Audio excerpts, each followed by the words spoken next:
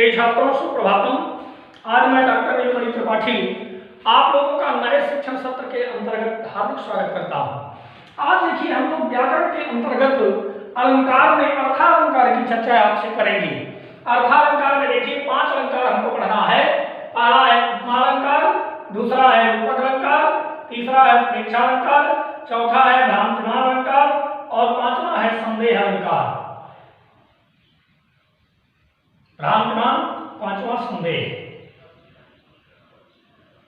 अब हम लोग देखिए ध्यान देते हैं कि जहां पर उपमेय में उपमान का, इसको समझने से पहले हम लोग एक चीज समझ लेते हैं। देखिए बेहद जरूरी है आपके लिए समझना। प्यारे बच्चों, हम लोग पहले उपमेय और उपमान को जानते हैं कि उपमेय क्या होता है, उपमान क्या होता है। उपमेय और उपमान जिसकी तुलना की जाती है उसे उपमेय कहा जाता है। जिसकी तुलना की जाती है और जिससे तुलना की जाती है उसे उपमान कहा जाता है। उपमान सदैव उपमेय से बलवान होता है। उपमान सदैव उपमेय से बलवान होता है। उपमेय जो होता है यह शारीरिक होता है। उपमान जो होता है प्राकृतिक होता है।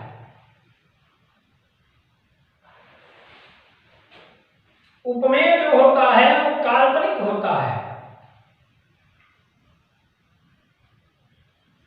उपमान जो होता है वो वास्तविक होता है। जैसे थोड़ी देर के लिए हम कहते हैं कि मुख कमल के समान है। कमल के समान है या मुख चंद्रमा के समान है। अब देखिए मुख हमारा क्या है, शरीर से इसका संबंध है, ये शारीरिक है, अतः क्या है उपमेय है। और कमल क्या है, ये प्राकृतिक है, नेचुरल है, इसलिए हमारा कमल क्या है, उपमान है। अब मुख को कमल के समान सुंदर बताया गया है। इसका तात्पर्य यह है छात्रों कि कमल वास्तव में सुंदर होता है। ये मुख को कमल के जैसा सुंदर बताया गया, कमल के समान माना गया है। तो मुख हमारा क्या है, काल्पनिक है और कमल क्या है, वास्तविक है। कमल तो वास्तव में सुंदर है, मुख की कल्पना की गई है कि मुख हमारा कमल के समान है। तो जो काल्पनिक होता है वो हमारा उपमेय है और जो हमारा वास्तविक होता है उपमान है। उपमान की एक पहचान और है, जिसके तुरंत बाद में से आए, समय आए, समहु आए, सरिस आए, समान आए, ठीक है, से सम सम सरिस समान, ये शब्द जब आए तो आप समझ जाइए कि वह क्या है, उपमान है। अब हम लोग देखिए छात्रों कहां चलते हैं प्यारे बच्चों, परिभाषा पर चलते हैं। जहां पर उपमेय में उपमान की समानता या तुलना प्रकट की जाती है, जहां पर उपमेय में उपमान की समानता या तुलना प्रकट की जाती है वहां पर उपमा अलंकार होता है। प्रिय छात्रों ध्यान दीजिएगा, जैसे आपका उदाहरण है हरिपद कोमल कमल से। हरिपद माने भगवान विष्णु का चरण जो है कोमल है, किससे, कमल से। कमल से कोमल है तो कमल से इसकी तुलना की गई है, अतः यहां पर कौन अलंकार है, उपमा अलंकार है। सीधे आप फंडा देखिए, एक सरल ट्रिक भी आपको बताऊंगा। रूपक अलंकार है जहां पर उपमेय में उपमान का अभेद किया जाए। अभेद का तात्पर्य होता है जिसमें भेद ना हो।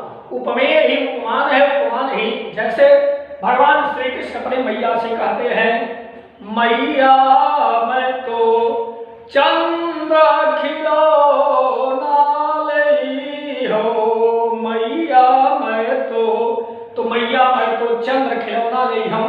भगवान कृष्ण को चंद्रमा में और खिलौना में कोई अंतर नहीं समझ में आता है, अर्थात वह चंद्रमा और खिलौना को समान समझते हैं। तो अभेद प्रस्तुत किया गया है, अतः यहाँ पर कौन अलंकार है दोस्तों, रूपक अलंकार है। क्लियर है? कोई डाउट हो तो आप तुरंत बता दिया करें। मैया मैं तो चंद्र खिलौना ले हूं। अब यहाँ पर देखिए चंद्रमा क्या है, चंद्रमा नेचुरल है, प्राकृतिक है, और खिलौना क्या है, हमारे आपके द्वारा बनाया जाता है, ये शारीरिक है। अतः यहाँ पर उपमेय और उपमान का अभेद होने के कारण कौन अलंकार है, रूपक अलंकार है। अब हम लोग चलते हैं, तीसरा अलंकार है हमारा उत्प्रेक्षा अलंकार। उत्प्रेक्षा का तात्पर्य होता है जहां पर उपमेय में उपमान की संभावना या कल्पना प्रकट की जाए, या तो संभावना का तात्पर्य होता है जैसे मान लिया बादल घिरे हुए हैं तो संभावना की जा सकती है कि बारिश होगी, लेकिन छात्रों देखिए संभावना में ये क्लियर नहीं है कि वह सत्य होगा। संभावना सही भी हो सकती है, संभावना गलत भी हो सकती है, अर्थात बादलों के घिरने पर बारिश हो भी सकती है और बारिश नहीं भी हो सकती है। तो कहने का तात्पर्य है कि जहां पर उपमेय में उपमान की संभावना या कल्पना प्रकट की जाए वहां पर उत्प्रेक्षा अलंकार होता है।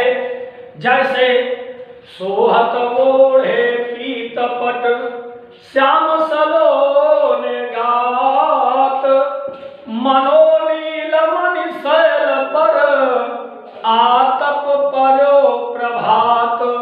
तो यहां पर अब देखिए उत्प्रेक्षा में एक और पहचान है, मन, मानो, जानू, जानो, जानहु, मानहु आदि शब्द अगर आया है तो प्यारे बच्चों आप समझ जाइए कि वहां पर उत्प्रेक्षा अलंकार है। क्लियर कट आप बिना देखे बिना परिभाषा के आप समझ सकते हैं। जहां पर से सम सरिस समान आए समझ जाइए वहां पर उपमा है, जहां पर से सम सरिस समान न आए लेकिन उसमें उपमान विद्यमान हो वहां पर रूपक अलंकार है, और जहां पर मन, मानो, जब, जानो इत्यादि वाचक शब्द आए तो समझ जाइए कि वहां पर क्या है, उत्प्रेक्षा अलंकार है। अब देखिए हम लोग इसको ट्रिक के माध्यम से कैसे देखते हैं। एक सरल ट्रिक से आपको बता रहे हैं जिससे हो सकता है कि शायद आप लोग सरलतम तरीके से समझ जाएंगे। ये देखिए हमारा है उपमेय, ये है उपमेय और दूसरा है उपमान। अब आप जानते हैं कि उपमेय क्या होता है, शारीरिक होता है, और उपमान क्या होता है, प्राकृतिक होता है। जब उपमेय में उपमान की तुलना की जाए तो वहां क्या होगा, उपमा,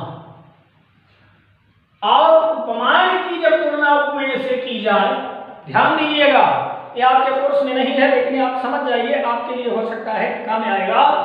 समझ लें, उपमेय में उपमान की जब तुलना की जाती है उपमेय से उपमान की तो वहां पर उपमा होता है, और उपमान की तुलना जब उपमेय से की जाती है तो वहां पर प्रतीप अलंकार होता है। प्रतीप माने होता है उल्टा, उपमेय की तुलना उपमान से तो उपमा, और जब उल्टा हो जाए उपमान की तुलना जब उपमेय से की जाए तो वहां पर प्रतीप अलंकार हो जाता है।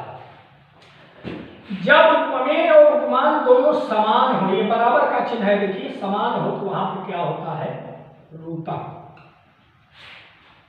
वहां पर रूपक अलंकार हो जाएगा। जैसे चरण कमल बंदो हरि आई, मैं प्रभु के कमल रूपी चरण की वंदना करता हूं, यानी कमल और चरण में कोई भी डिफरेंस। जैसे आप देखिए इंग्लिश में भी पढ़े होंगे, सिमिली है और मेटाफर है, सिमिली और मेटाफर। अब जैसे life is like a dream, like a dream, ध्यान दीजिएगा, life is like a dream का तात्पर्य है कि जीवन स्वप्न के समान है, जीवन स्वप्न के समान है। इसका तात्पर्य है कि सपना कोई अलग वस्तु है या अलग चीज है और जीवन हमारा अलग है। दोनों में क्या की गई है, समानता की गई है कि जीवन हमारा स्वप्न के समान है। और इसी को अगर हम कर दें कि life is a dream, life is a dream, जीवन स्वप्न है, तो प्यारे बच्चों जीवन स्वप्न है, इसका तात्पर्य हुआ कि no difference between life and dream, no difference, इनमें कोई भी अंतर नहीं है, लाइफ और स्वप्न में कोई अंतर नहीं है, अतः यहां पर रूपक हो जाएगा। तो जब उपमेय में उपमान की समानता या तुलना हो तो उपमा, और जब उपमान में उपमेय की समानता हो तो क्या हो जाएगा, प्रतीप अलंकार हो जाएगा। प्रतीप माने उल्टा होता ही, और जब दोनों में कोई अंतर नहीं है, अभेद है, तो वहां पर रूपक हो गया प्यारे बच्चों। अब अगला है जहां पर उपमेय में उपमान की संभावना संभावना या कल्पना की जाए तो वहां पर कौन अलंकार हो गया? उत्प्रेक्षा अलंकार।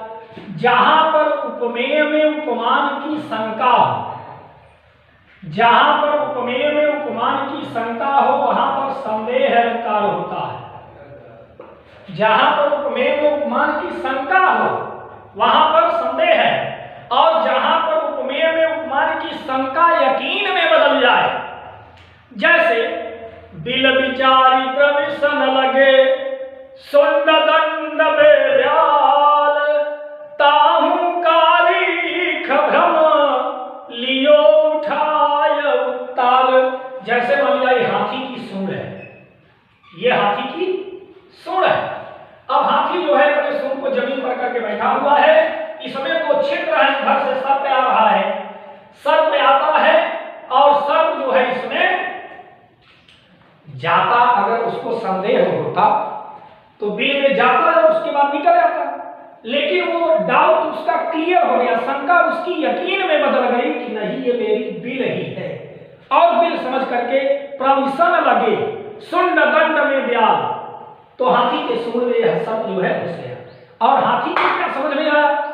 हाथी को लगा कि ये काला सर्प नहीं, ये काला गन्ना है, और आज मुझको जो है बिना प्रयास के मैं सूंड उठाता तोड़ता तब ले आकर के अपने मुंह में डालता, और ये बिना प्रयास के जो है ये गन्ना मेरे मुंह में आ रहा है। तो हाथी को सर्प में गन्ने का भ्रम होता है और सर्प को हाथी के सूंड में बिल का भ्रम होता है। तो जब हमारी शंका यकीन में बदल जाती है तो प्यारे छात्रों वहां पर कौन अलंकार हो जाता है? भ्रांति। भ्रांति। क्लियर है? क्लियर हो गया? अगर आपको कोई भी डाउट होता है तो आप कमेंट के द्वारा तुरंत हमको बताइएगा, अपने दोस्तों को भी शेयर करिए, और कोई भी दिक्कत होती है तो आप छात्रों को बताइए। धन्यवाद।